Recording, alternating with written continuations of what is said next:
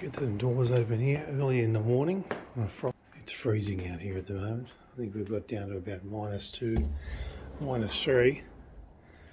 Still dark outside. Feel like we're in the northern hemisphere, but we're just in Australia. Everything looks white and crispy. And I guess what it comes down to at the end of the day, what should you consider when it's cold weather? Well, certainly a glow plug system. Give your vehicle a good chance to start, particularly the older diesels. This is a V8, but we've got some 1HZs and stuff up the back there as well on the fence.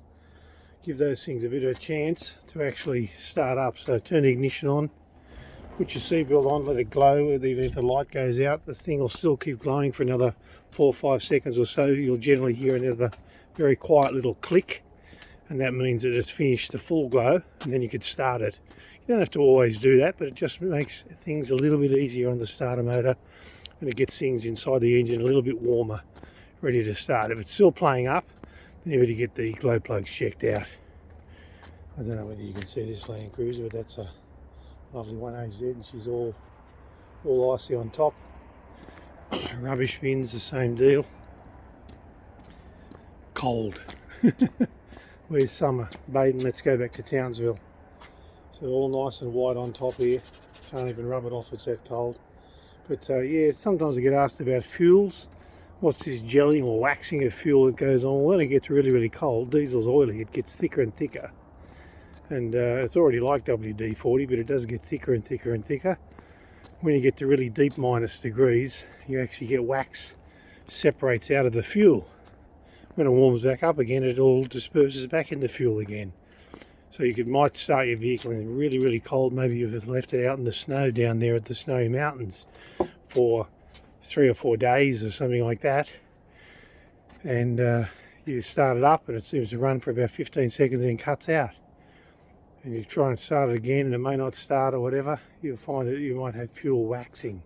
So just get some hot water or just anything to sort of warm those fuel lines up. Everything under the bonnet, probably under the car's okay because it's probably been a bit protected from the cold settles from the top down. So just get things warm under that bonnet and try it again. We've had vehicles here that have done that, so they must have had some, I don't know, they've come from way up the north coast in the middle of winter, maybe with fuel from up there. And you just pour warm water over the injector lines and over the fuel filter and leave it for 5 minutes. And everything starts and runs again. That's just sometimes called fuel waxing. And of course it glugs the lines up. Doesn't wreck anything, it's not permanent, but you could get stuck. But that's usually in really, really, really cold climates. I had a mate that was working in mining over in Mongolia for years over there, and he said that it gets so cold over there at those -30s or 40s or whatever they get to. He said you virtually can't even measure it. He was saying that he'd seen pure glycol just turn to thick jelly. So glycol's made not to turn to jelly.